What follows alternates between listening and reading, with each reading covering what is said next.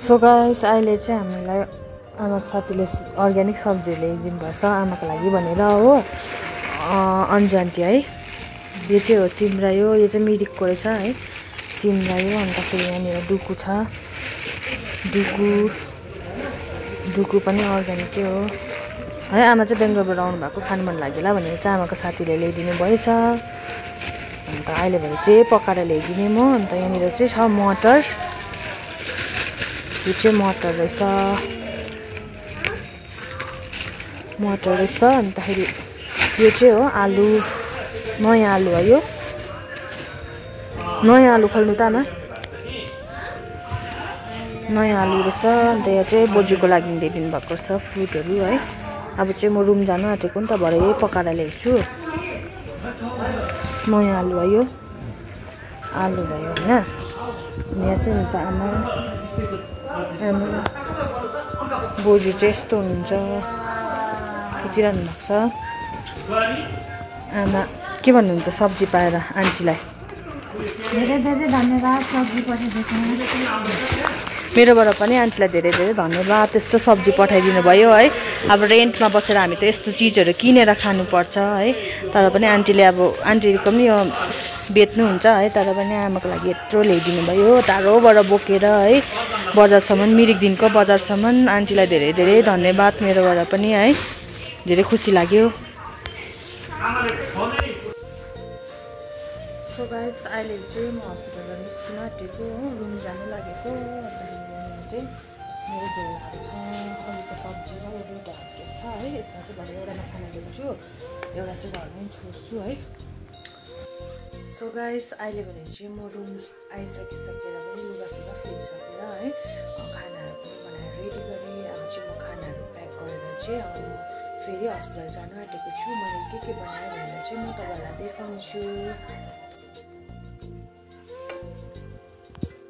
सब्जी पनि पाकेर रेडी भयो, डुकुराले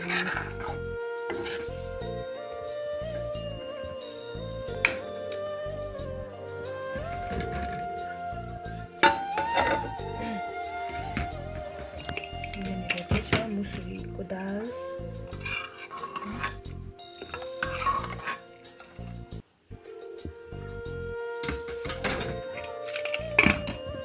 यहाँनिर चाहिँ छ यो चाहिँ हो बिट र गाजरको सुप है। यो चाहिँ बिमारीको लागि।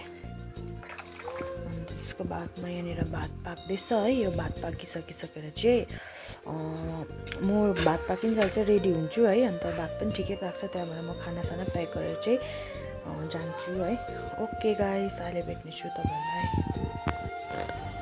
सो गाइस अहिले चाहिँ म हस्पिटल आइसकेर है, लुगासुगा पनि फेरिसकेँ। अन्त भोलि चाहिँ बोजूलाई चाहिँ सिलगढी रेफर भन्नुभएको छ नि त, त्यही भनेर चाहिँ आज म यहीँ बस्ने है। खाना लिएर आएको म चाहिँ अहिले चाहिँ 7 बजिसकेको छ है। अन्त त्यही हो, हेर्दै जानुहोस् होला।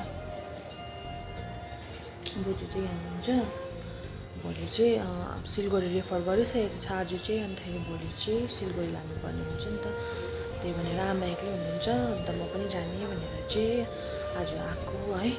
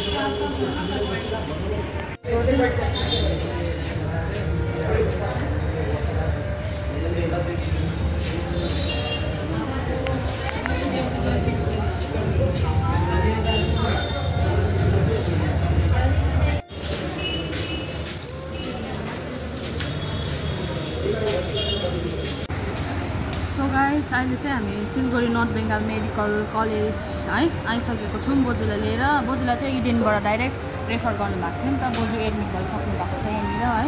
अन्त बोजूसँग चाहिँ म, मामा, आमा अन्त एल्डर बाउ आउनु भएको छ है। एल्डर बाउकै गाडीमा आएको नि त। अन्तखेरि बोजूलाई लिएर चाहिँ मामाहरू जानुभएको छ युएसजी एक्सरे अन्तखेरि त्यो के भन्छ ब्लड टेस्टहरूको लागि, सिटी स्क्यानको लागि है। अन्त त्यही भनेर अन्तखेरि यहाँ चाहिँ हामी पर्खिरहेको छौँ, वेट गरिरहेको छौँ है।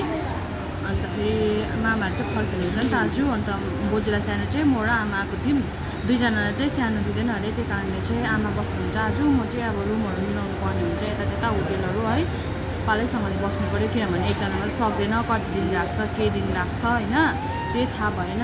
यो भिडियो चाहिँ मैले किन बनाएको भन्दाखेरि चाहिँ अब कतिजनाको कन्ट्याक्ट नम्बरहरू छैन हाम्रोमा आफन्तहरूको होइन, त्यही भनेर उनीहरूसम्म यो भिडियो पुगोस् भनेर चाहिँ अब के भइरहेछ कसो भइरहेछ त्यत्रो वर्ष कन्ट्याक्टलेस भएकोमा होइन, त्यही भनेर चाहिँ आफन्तहरूकोमा चाहिँ यो भिडियो मेरो भिडियो पुगोस् भनेर चाहिँ हेरिदिनु होला तपाईँहरूको लागि बनाएको। अन्त आमा पनि अब सानो भएको छ है, आमा चाहिँ टेन्सन भएर सुत्नु भएको छैन है, टेन्सन त हुन्छ अब सुत्नु भएको छैन, अनिन्दो भइरहेको छ। इडेनमा पनि सुत्नु नपाएर है दुईजनै बस्नु दिन्थ्यो त्यहाँ चाहिँ, यहाँ चाहिँ दिँदैन रहेछ। सो आज चाहिँ आमा बस्छ, अन्त आज चाहिँ भोलि दिन चाहिँ रेस्ट गर्छ आमा अलिक भए पनि है, म बस्छु। आज चाहिँ म मजाले सुत्छु गाइस, पुरा थाकिरहेको छ ट्राभलहरू गरेकोले यता त्यता है। अहिले त मलाई पनि सपना जस्तो लागिरहेको छ है, म त यहाँ कहिले पनि आएको थिइनँ हो, म फर्स्ट टाइम आएको। त्यही भनेर केही गर्दा के छ कसो छ केही थाहा भएन होइन, मामाले यता त्यता मिलाउनु हुँदैछ। अन्तखेरि सो त्यही हो, हेर्दै गर्नु होला है, म तपाईँहरूलाई अपडेट दिनेछु के हुन्छ कस्तो हुन्छ भनेर।